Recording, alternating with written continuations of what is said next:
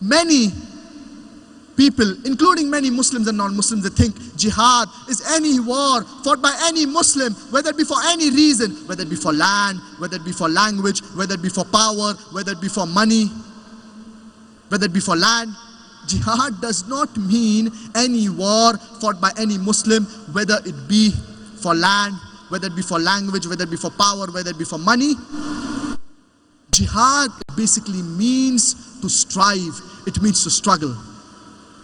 And in Islamic context, jihad also means to strive and struggle against oppression. Jihad also means to strive and struggle against one's own evil inclination. Jihad also means to strive and struggle to make the society better. Jihad also means to strive and struggle in self-defense in the battlefield. So jihad basically means to strive, it means to struggle. For example, if a student is striving and struggling to pass an examination, in Arabic we would say that he's doing jihad. And many people have a misconception that jihad can only be done by Muslims. There are no less than 2 different verses in the glorious Quran which talk about jihad being done by non-Muslims. Allah subhanahu wa ta'ala says in the glorious Quran, in Surah Al-Luqman, chapter number 31, verse number 14, وَوَصَّيْنَا الْإِنسَانَ بِوَالِدَيْهِ, and we have enjoined upon man to be kind to his parents. His mother bore him with travail upon travail, and his weaning is in 2 years. The next verse of Surah Al-Luqman, chapter number 31, verse number 15, Allah subhanahu wa ta'ala says that if the parents, they do jihad, strive and struggle to make you worship others besides Allah subhanahu wa ta'ala, then do not obey them, but yet live with them with love and compassion. And Allah subhanahu wa ta'ala also repeats a similar message in Surah Al-Ankabut, chapter number 29, verse number 8, that if the parents, they do jihad, strive and struggle to make you worship others besides Allah subhanahu wa ta'ala, then do not obey them, but yet live with them with love and compassion. So here Allah subhanahu wa ta'ala is talking about non-Muslim parents who are doing jihad, striving and struggling to make their children worship others besides Allah subhanahu wa ta'ala. This type of jihad, it is jihad fi sabil shaitan. Jihad in the way or the path of the Satan.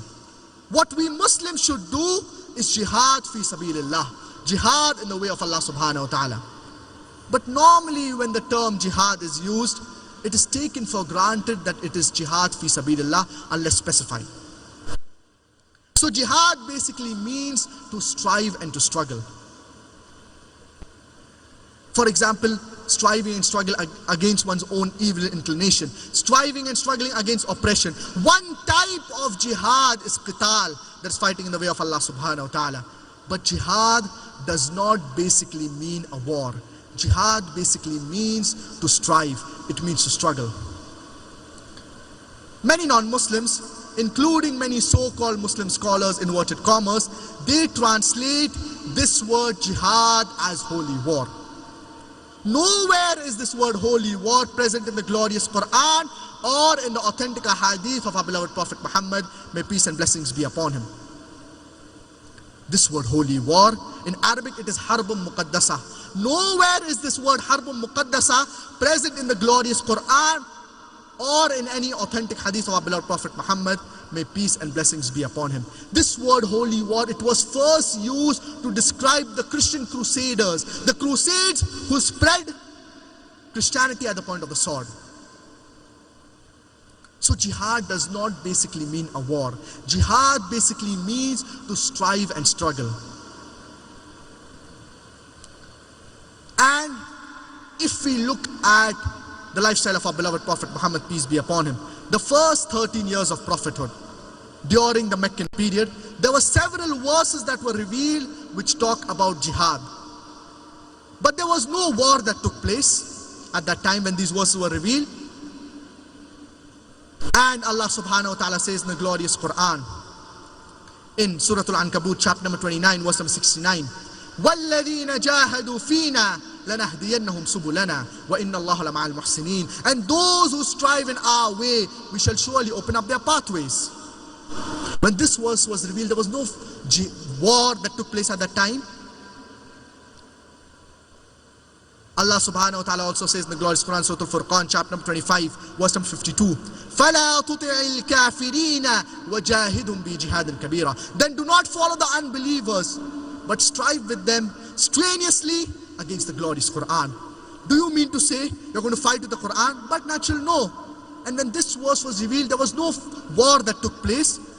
What does it mean? It means that you have to strive and struggle to convey the message of Islam to the non-Muslims, to those who are unaware of it. Therefore, previously this misconception regarding jihad, it was not at the top of the charts. So depending upon how the media, it portrays Islam, these misconceptions arise in the minds of the non-Muslims. And one verse of the glorious Quran is sufficient to prove that Islam was not spread by the sword. Allah subhanahu wa ta'ala says in the glorious Quran, Surah Al-Ma'idah, chapter number 5, verse number 32, مَنْ قَتَلَ نَفْسًا بِغَيْرِ نَفْسٍ أَوْ فَسَادٍ فِي الْأَرْضِ فَكَأَنَّمَا قَتَلَ النَّاسَ جَمِيعًا. That if anyone kills any human being, unless it be for murder or for spreading corruption in the land, it is as if he has killed the whole of humanity. وَمَنْ أَحْيَاهَا فَكَأَنَّمَا أَحْيَا النَّاسَ جَمِيعًا. And if anyone saves any single human being, it is as if he has saved the whole of humanity. Killing any innocent human being, it is prohibited. It is against the teachings of the glorious Quran. It is against the teachings of Islam. So jihad, it basically means to strive, it means to struggle. Depending upon how the media, it portrays Islam, these misconceptions arise in the minds of the non-Muslims. Unfortunately, we Muslims, we are very backward as far as using media for da'wah is concerned. We should use media to convey the message of Islam in a professional manner.